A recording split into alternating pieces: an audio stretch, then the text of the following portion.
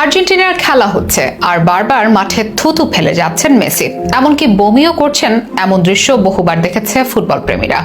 বার্সেলোনার হয়ে সফল মেসির আর্জেন্টিনার হয়ে বারবার ব্যর্থতায় সমালোচনা চাউর হয়েছিল চারদিকে। কট্টর আর্জেন্টাইনরা অভিযোগ করেছিলেন মেসি তাদের নেতা হবার যোগ্য নন। অনেকে বলছেন চাপ সামলানোর ক্ষমতা নেই মেসির। সমালোচনার পালে হাওয়া দিয়ে আর্জেন্টাইন কিংবদন্তি ম্যারাডোনা তো বলেই বসলেন, মেসি একজন মহান খেলোয়াড়, কিন্তু তিনি একজন নেতা নন।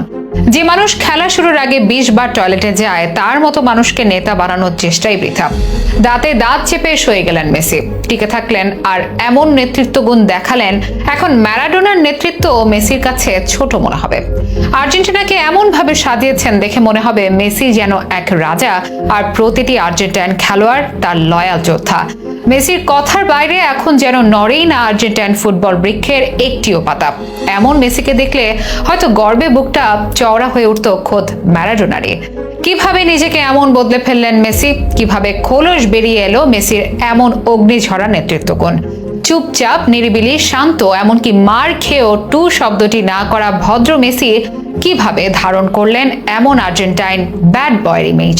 বিনয়ী খেলোয়াড় মেসি তার বিনয় ধরে রাখলেও কিভাবে এমন দুর্দান্ত নেতা রূপে হাল ধরলেন আর্জেন্টিনার, এসবের বিস্তারিত নিয়ে সাজানো হয়েছে আজকের বিশেষ এই প্রতিবেদন। ভিডিও শেষ পর্যন্ত দেখতে থাকুন নেতা মেসির উত্থানের গল্প।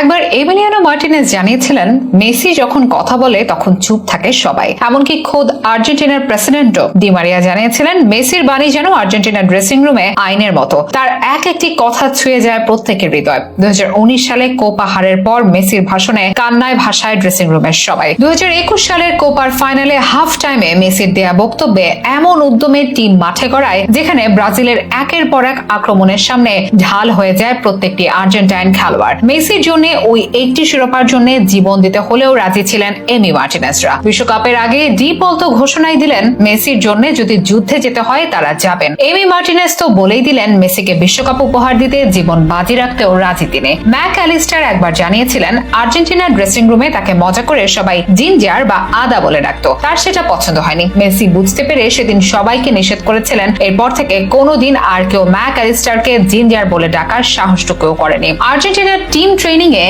পাস লুজ করলে মার খেতে হয়, কেউ এই তালিকার বাইরে নন, কিন্তু মেসিকে কেউ স্পর্শ করে না। আর্জেন্টিনার টিম ট্রেনিং কিংবা টানেলে অপেক্ষা করে, শুধুমাত্র মেসির হাতের এক ইশারায় সবাই একযোগে হাঁটা দেয়। এমন দৃশ্য ভাইরাল হয়েছে বহুবার। এখন আপনার মনের কোণে প্রশ্ন জাগতে পারে যে মেসি মাঠে থুতু ফেলতো, কখনো কখনো তাকে মাঠে বমিও করতে দেখা গেছে। সেই মেসির এমন নির্ভীক দৃঢ়চিত্তের মেসি কিভাবে খোলস ছেড়ে বের হলেন মেসি? এই প্রশ্নের উত্তর পেতে আমাদের যেতে হবে সেই 2019 সালে কোপা আমেরিকা হারের দিন। ড্রেসিং রুমে মেসি যা বলেছিলেন সেখানে। তার আগে থেকেই ধীরে ধীরে আর্জেন্টিনার দায়িত্ব কাঁধে নিয়েছিলেন মেসি। বকেয়া বেতন পরিশোধ করে বাঁচিয়েছিলেন ডুবতে থাকা ফুটবল বোর্ডকে। খেলার জন্য দিয়েছিলেন নিজের ব্যক্তিগত বিমান, কিন্তু আড়ালের হিরো না থেকে খোলস ভেঙে মেসি বের হন সেদিন আর্জেন্টিনা দুর্দান্ত খেলেও জয় পায়নি ব্রাজিলের বিপক্ষে। অভিযোগ উঠেছিল রেফারিদের বিরুদ্ধে। সেদিন মেসি বলেছিলেন, তোমাদের নিয়ে আমি গর্বিত, তোমাদের এই গ্রুপটিকে আমি বিশ্বাস করি, আমার পূর্ণ আস্থা আছে তোমাদের এই গ্রুপটি নিয়ে, আমরা আমাদের লক্ষ্যে পৌঁছবই। সেদিন আহত যোদ্ধাদের সামলাতে মেসির এই বাণী যেন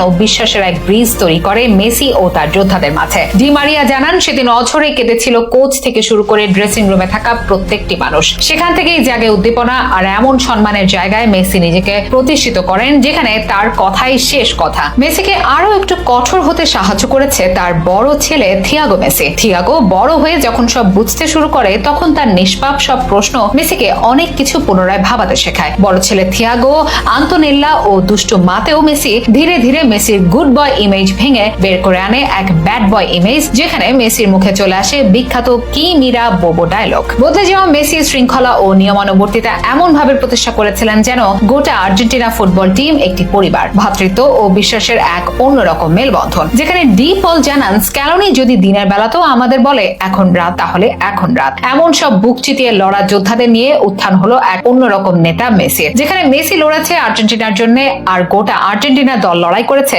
মেসির জন্য, যার ফলশ্রুতিতে আজ মেসিরা সর্বজয়ী এক অপরাজিত টিম, যেখানে এখনো একটুকু কমেনি জয়ের ক্ষুধা। সবকিছু ঠিকঠাক থাকলে নেতা মেসির ঝুলিতে উঠতে যাচ্ছে আরো একটি কোপা আমেরিকা শিরোপা।